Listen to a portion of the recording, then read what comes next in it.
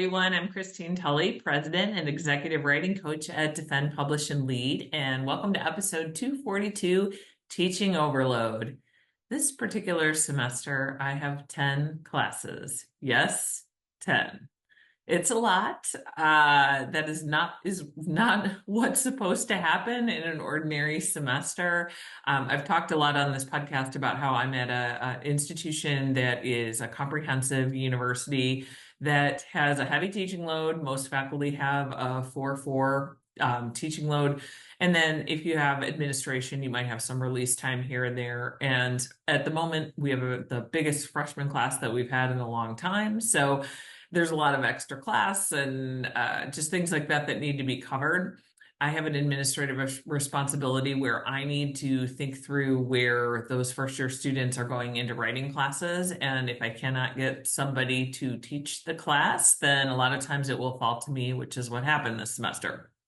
So yes, I've never had that happen before. I've never taught this many classes in a semester before. And I know that we certainly have many part-time faculty, contingent faculty that do this all the time. And many of them do it in the fall because that's the time to stack up on classes when everybody's looking for somebody to cover something.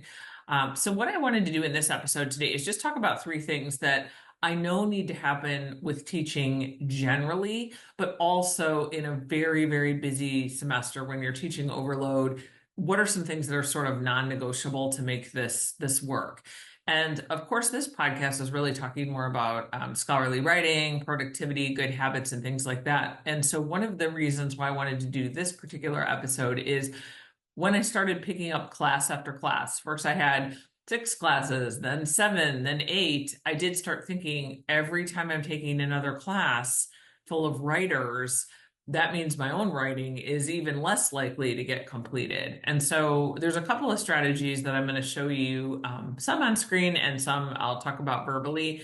If you are not, if you're not watching this episode on YouTube, one of the things that I'm going to show on screen, and I'm going to do that right now, is my Canvas course shell. Canvas is the course management system that we use.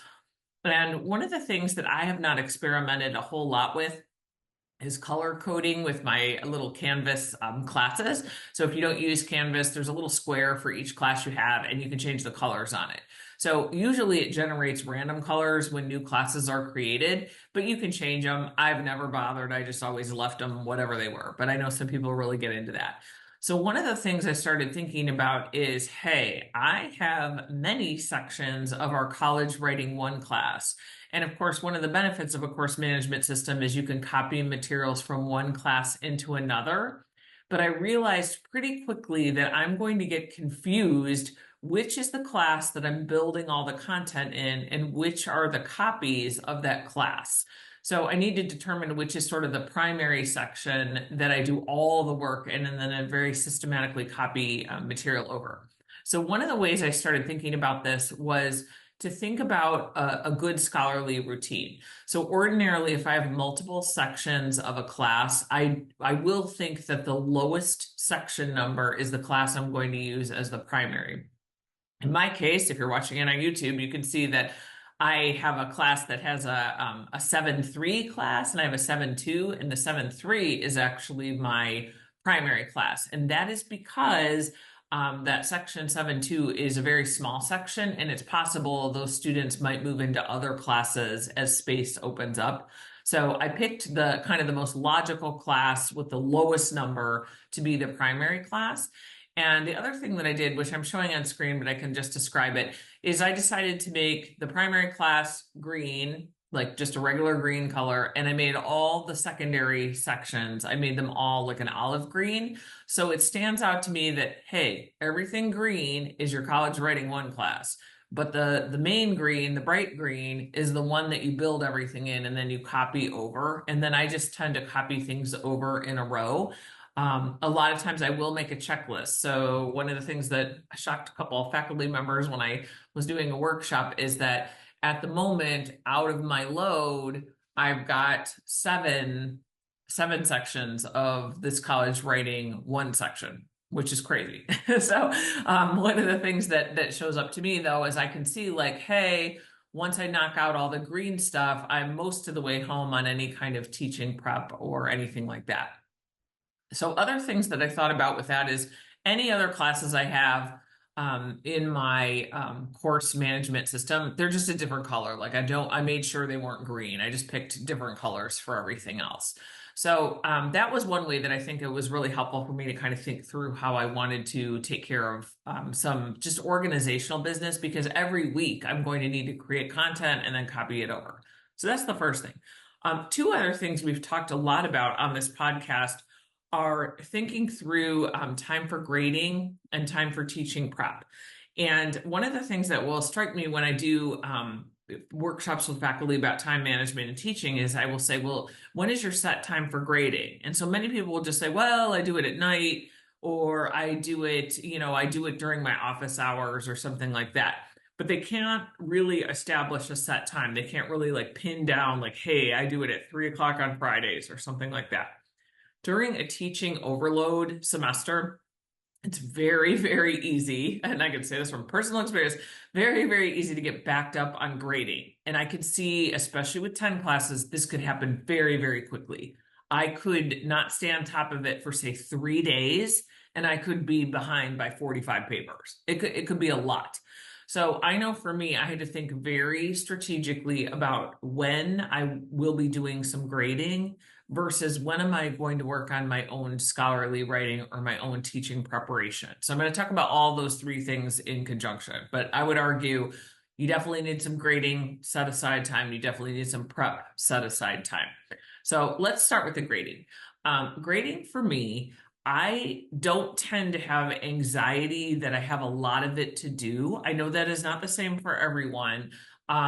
But I also don't like to wait, like 3 weeks to catch up on everything. I can, when I need to do a big binge grading session, but I realized that is not realistic with my class load.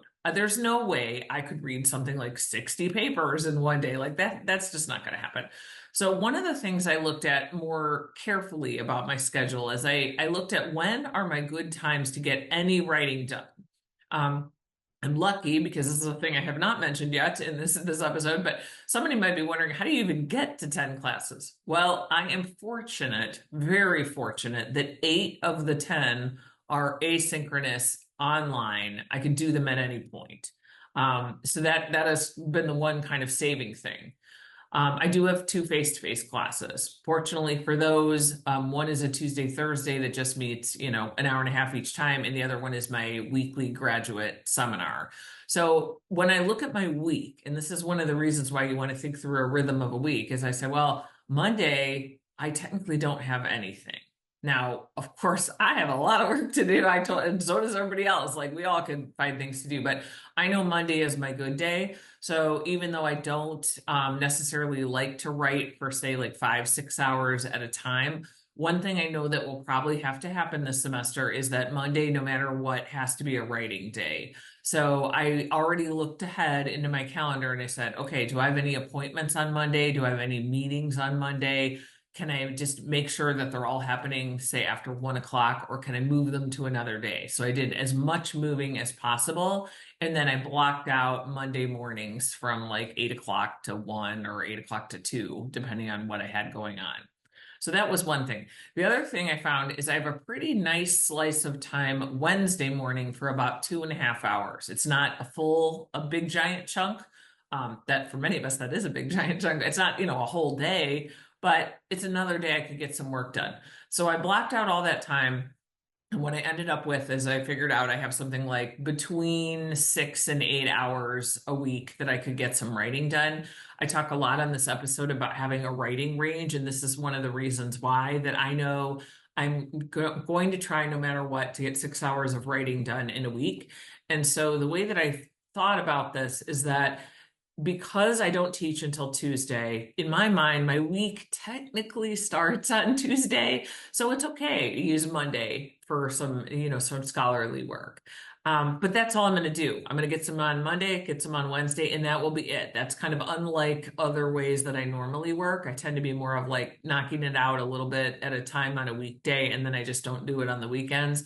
This time around, it's going to be, just Monday and Wednesday, and that's going to have to be good enough this semester.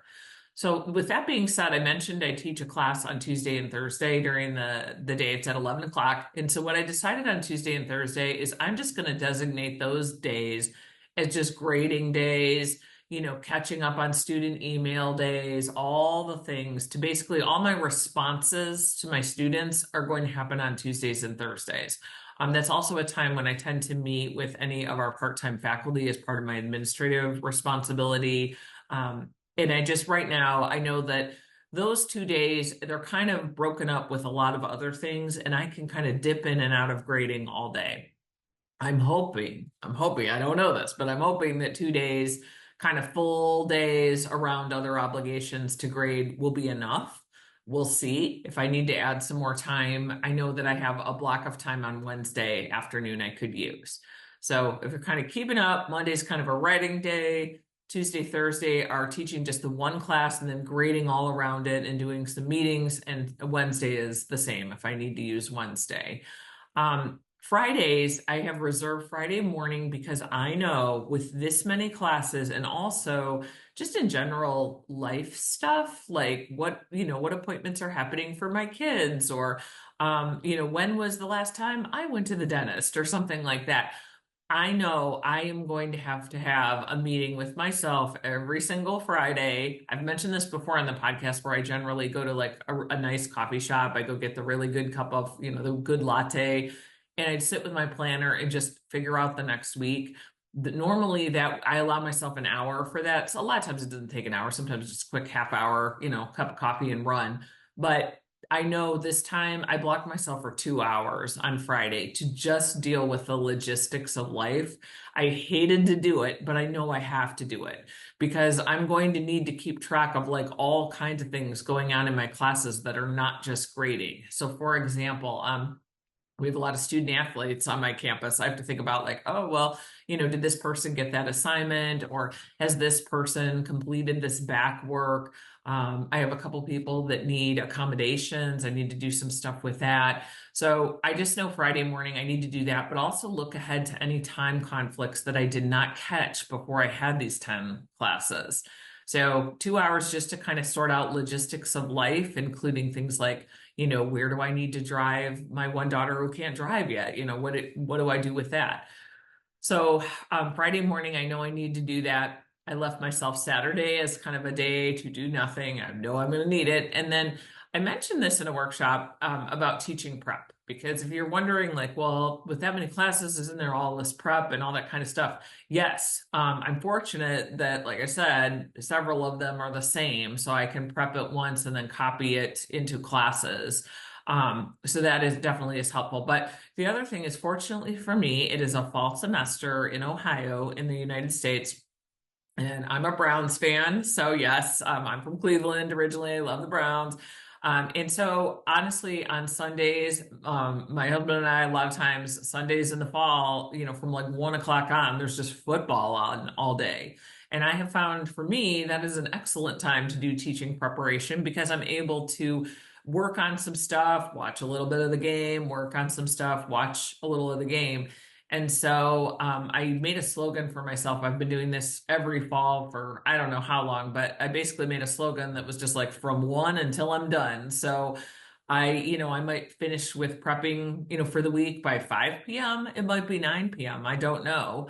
But I just know that I'm not going to be able to prep randomly all week long and say, oh, I need a handout for this thing or a video for this class or to get a guest speaker at the last minute. It's all got to happen on that Sunday. And I'm just going to kind of, if I can, I'm going to kind of work as long as I'm able to kind of stand prepping. So if I get finished with the 1 week, I'm going to try to go another week out and try to get myself a little lead time. So, all these things are to say that, nobody's schedule is perfect. There's, some people have really fragmented schedules, which is certainly, a challenge to trying to get some writing done. So we'll see how it goes this semester. I'll definitely share any updates that I think might be helpful for us that are trying to get a lot of, prep work done. But I would just say for this week, if there's anything that you can do for yourself, I might take just 5 minutes to figure out a couple things. Figure out where it makes sense to organize your course management system. If you can color code it all, if you can kind of leave yourself a little reminder or a routine, like I did with color coding. So I know, okay, this is the primary class. I copy into the sections. I go section by section until I have it all copied through. But also figuring out when you're going to prep and when you're going to grade. If grading is something that stresses you out and you feel like, well, I have to get grading done before I get some writing done, I definitely advocate trying to figure out a break in between, either have lunch or go take a walk or, go visit with somebody or, do some a household chore or something just to break up that mindset from grading to writing, since a lot of times that grading can increase stress and we don't want to take that into our writing. But yeah, these are some strategies. Also, many of you know about this, but we are running our Tuesday Toolbox series. So if you're interested in subscribing to that, you can reach out to me at Christine at Defend, Publish, and Lead. We have an episode about that. I'll put it in our newsletter. Individuals or institutions can subscribe. And it's really great. You get a video every Tuesday, really short, between 5 and 10 minutes, showing you a writing strategy that you can use in your writing immediately for the week or a time management thing. So happy writing this week.